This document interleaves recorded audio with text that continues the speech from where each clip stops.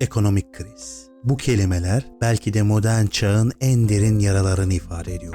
Peki ekonomik kriz nedir? Sadece grafiklerdeki düşüşler, borsada uçuşan kırmızı oklar mı? Yoksa bir toplumun sessiz çığlığı mı? Eski IMF Başkanı Christine Lagarde 2009 G20 zirvesi konuşmasında şöyle demişti. Ekonomik krizler sadece istatistiklerden ibaret değildir. Her rakamın ardında bir aile, bir hayat ve bir trajedi vardır. Bugün bu videoda ekonomik krizin ne olduğunu, nasıl ortaya çıktığını ve tarihten dersler alarak nasıl başa çıkılabileceğini keşfedeceğiz.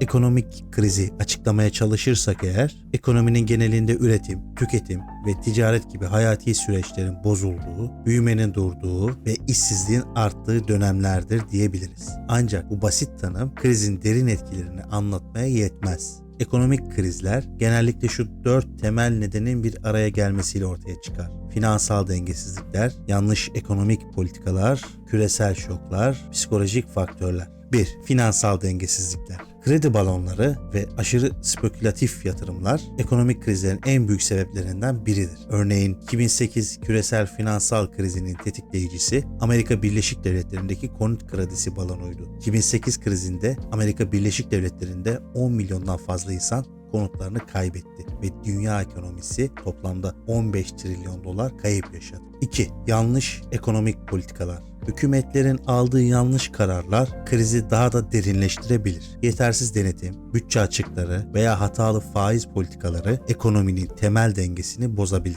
Örneğin 1994 Türkiye krizi, yüksek faiz oranları ve yanlış özelleştirme politikalarıyla hızlanmıştı. 1994'te Türk lirası %169 oranında değer kaybetti ve işsizlik oranı %8'e yükseldi. 3. Küresel şoklar.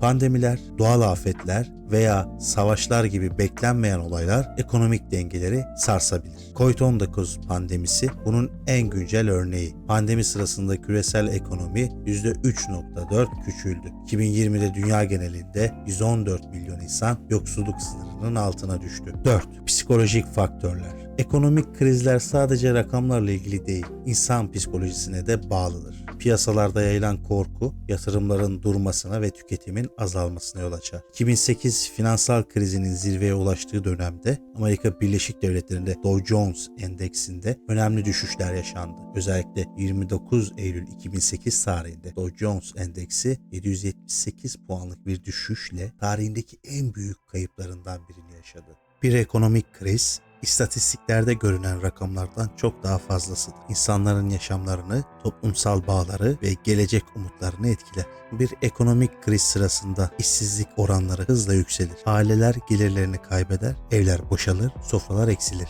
1929 büyük buhranında Amerika Birleşik Devletleri'nde işsizlik oranı %25'e ulaşmıştı. 2020 Covid-19 pandemisinde dünya genelinde işsizlik oranı %6.5'e çıktı. Bu 33 milyon ek işsiz anlamına geliyor.